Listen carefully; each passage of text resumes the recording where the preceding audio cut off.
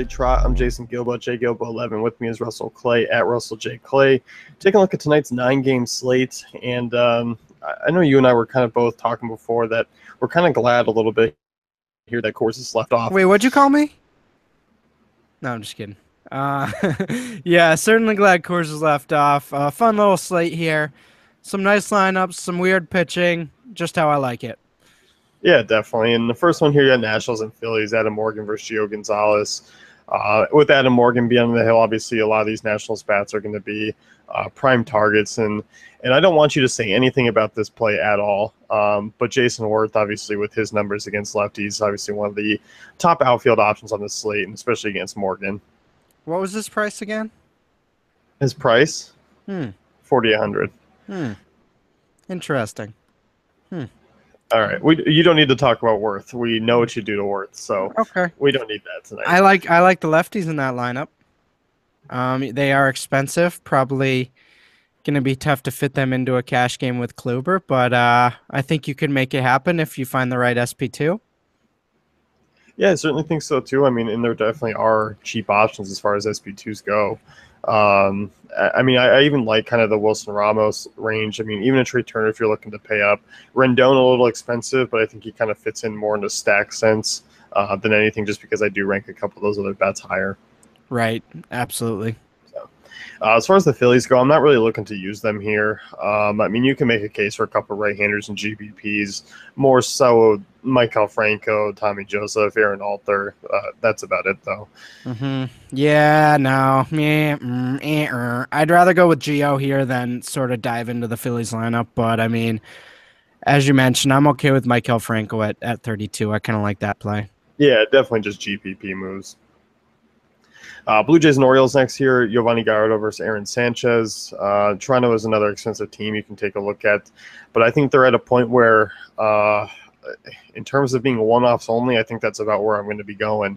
Because you really got to pay down at pitching to get them in. I mean, every one of their front five is over 5K, which that's kind of tough to do. But, I mean, obviously they're in a good spot because Gallardo has struggled against both sides of the plate this year. In that ballpark, there is a ton of upside for this team still. Who do they think they are? The Indians? Yeah, this is a good matchup. I like the Blue Jays quite a bit. But, again, I think you're just picking your spots with this lineup. I don't know how I feel about Russell Martin and Tulo at 5K and 5-1, but I do like them in this matchup. So, kind of tough. I mean, I like Donaldson the most, but at 55, it's kind of like, yikes, man. Yeah, I know. I mean, Donaldson is my favorite out of the group as well. And then I don't mind Encarnacion. I don't mind Bautista. I feel like there are kind of better values at shortstop and catcher, though, so I might be fading Martin and Tulo. Yep. So, as far as the Orioles go, I'm not really in love with the prices here as far as Machado and Trumbo go. Not even in love with Chris Davis. I think overall I'm not really looking to use the Orioles. Not that I'm looking to use Sanchez either. I'm just kind of fading. I think it's just kind of a washout for me.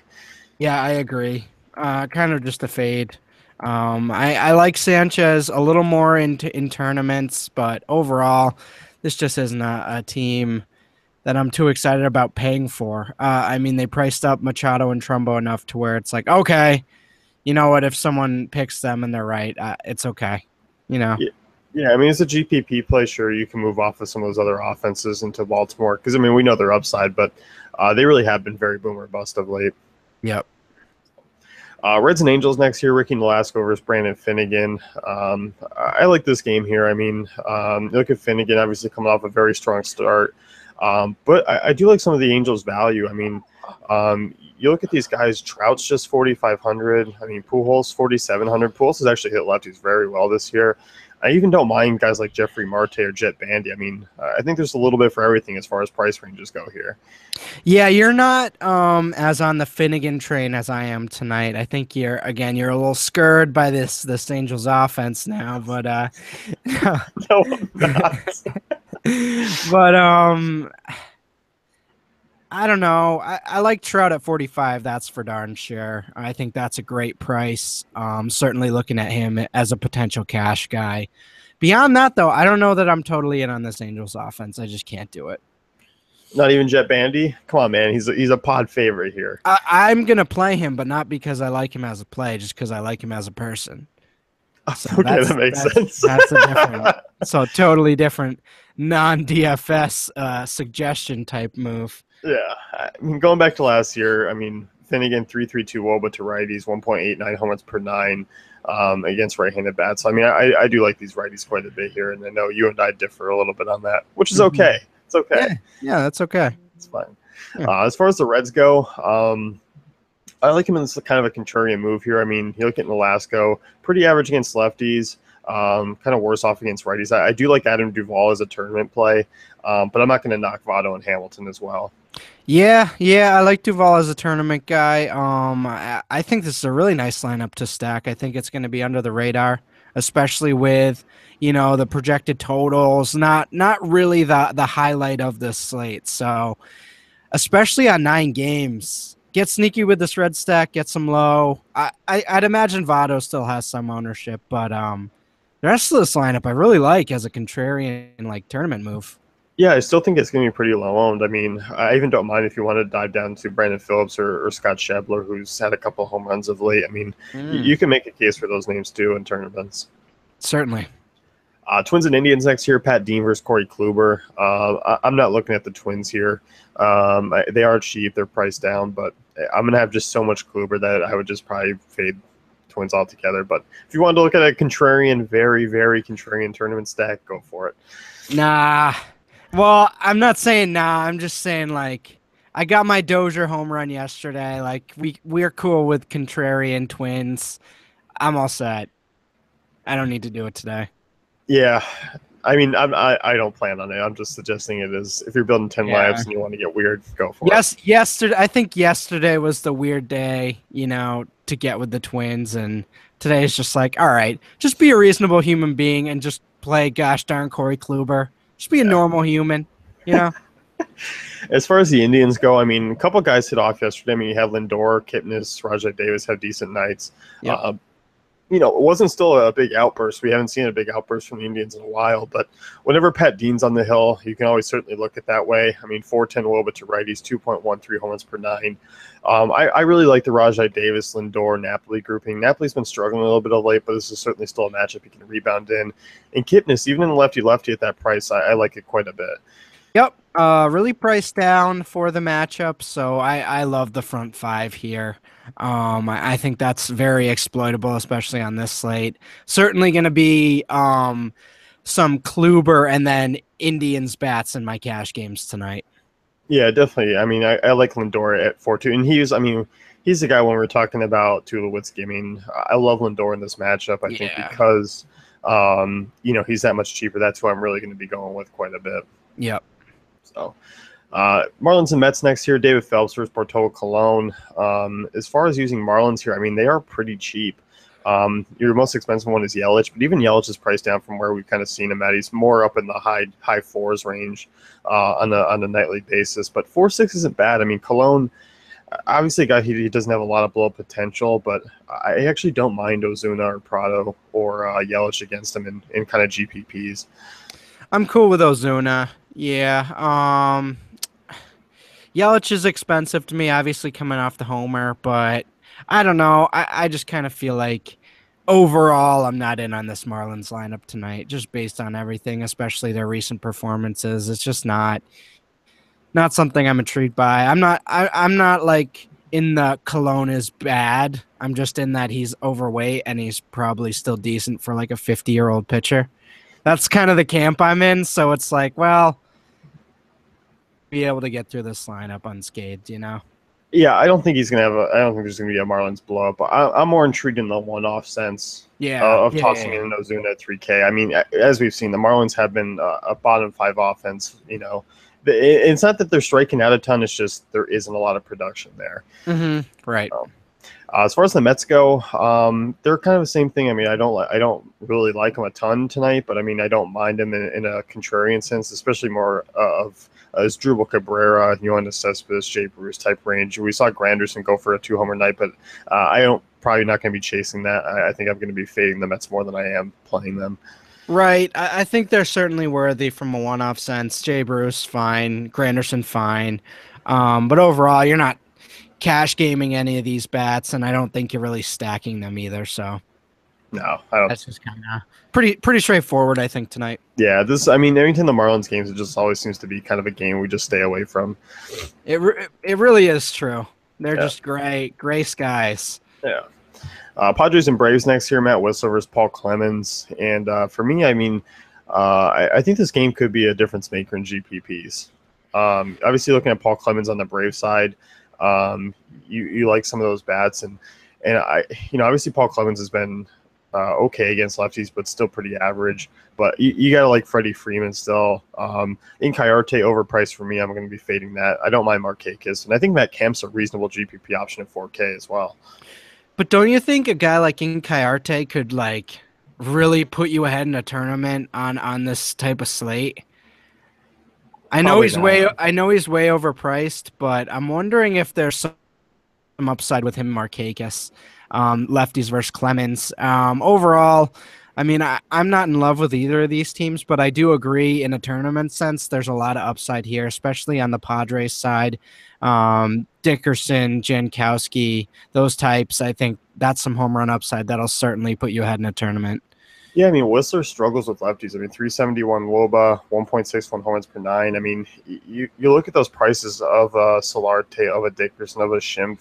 Schimpf's a little more expensive, obviously. Jankowski, even. Those are the guys I'm talking about in terms of one-offs. I don't mind in GPPs. Right. I definitely agree. I think this is a game. I mean, obviously, Turnfield not the best upside park, but I think it's going to keep pretty low because, average person's going to look at this game and go, "Oh, Braves Padres, Trash. no runs here." Trash. Gross. Yeah. And I mean, I do that too, but then I'm like, well, maybe there's something here. Yeah. No, Yeah. That's the way we look at it tonight. Yeah.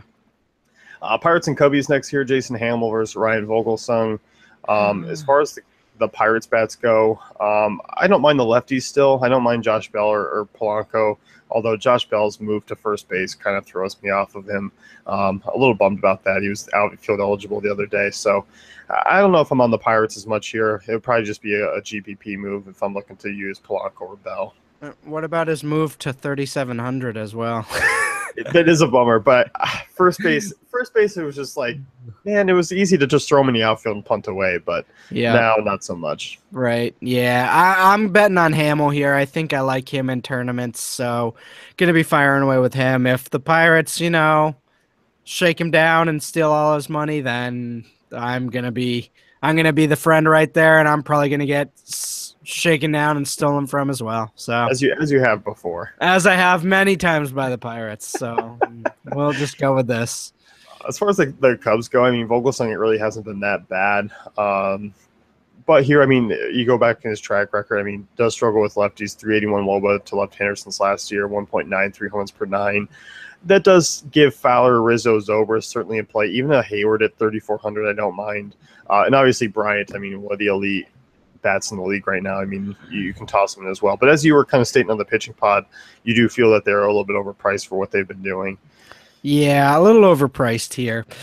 Especially, in the last month or so. It's kind of like they've just been really inconsistent. And not in terms of power. I mean, they have power consistently, but it's just, Rizzo one night, Bryant one night, maybe a Fowler or Zobrist. Like, it's not in unison. So I kind of buy the one-off certainly from the top four here, but other than that, I don't think you're doing that. And then my mini stacks are going to be like Hayward, Bryant, Hayward, Rizzo, Bays, Zobrist, weird stuff like that. I'm not necessarily going heavy on the front of the lineup there. Yeah, I don't think so. I think Rizzo's one of my favorite pay-up options outside of those Toronto bats. I like Rizzo quite a bit there. Yep. Cardinals and Brewers next year, Luke Weaver versus Matt Garza. This game's expensive. You look at this Cardinals bats who are obviously in a good spot.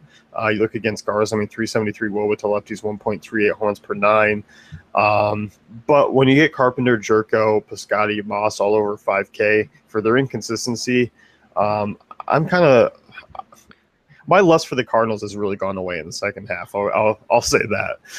Yeah, I still like Moss and Carpenter. We'll see if they pull him last minute from the lineup or not. But if Moss is in there, I think he's a cash game play. So I like both those guys still. Yeah, as far as the value, I mean, Yadier Molina's been hitting the ball well. I don't mind him at 3,500. Garza's been been pretty average against right-handed bats as well. So he's a safe option behind the plate. I definitely like his lineup spot as well. Molina's a nice pay down from Russell Martin as well. I think that's kind of what we're looking at here. Yeah, certainly. And on the Brewers side, I mean, I like him as kind of contrarian pay-up options, especially a Villar and a Ryan Braun. Outside of that, though, 5K for Hernan Perez, no thanks. Carter 4-4, I guess you can take a look at. I don't mind him in terms of upside. There certainly is upside there, as we talked about with Weaver. I think this is kind of one of the more boomer bust matchups for Weaver that he's faced so far this year. Yeah, and I don't know about you, but I'm guessing like the tournament ownership is going to be with Weaver over maybe going with the contrarian like Brewers lineup. So I agree with you. I think that's a really interesting way to go tonight. Maybe with a Braun or a Villar or something. Pay up there. I think that'll be a really unique lineup. Yeah, definitely. So I think that game, a good GPP game to target, especially because of how expensive it is. Right. Ian Kennedy versus Luis Sessa here, Royals and Yankees. For me, I mean, I'm not a big fan of the Yankees bats. They are pretty cheap. Kennedy's pitched pretty well at home. Kauffman Stadium always doesn't allow a ton of home run potential. You can still make the case for some of these bats. I mean, because they are so cheap, and because Kennedy obviously does have a little bit of struggles with left-handed bats. Outside of that, though, I'm not jumping all over the Yankees here. Yeah, for sure. I like Kennedy tonight. So again, kind of like with Jason Hamill, like you can only make so many tournament lineups unless you're doing like 150, which I envy some of those people. But I mean, if you're doing 30 to 50 even, which is really extreme, you still have to make your choices somewhere, you know? So I like Kennedy tonight. I'm probably going to be limiting my Yankees exposure. That doesn't mean I'm not going to get some Brett Gardner at 33. I kind of like that. Maybe a Starlin Castro in there. When don't you get exposure to Brett Gardner? I know. I like Brett Gardner. Even on slates where he's not even in it, you still find a way to get exposure to Brett Gardner. I mentioned him a lot. Yeah. But I like Brett Gardner. I don't know about Gary. I think it's fair to throw him in a tournament, but at this stage, I think we're kind of seeing the pendulum go back down to the middle here. Still obviously has a ton of upside.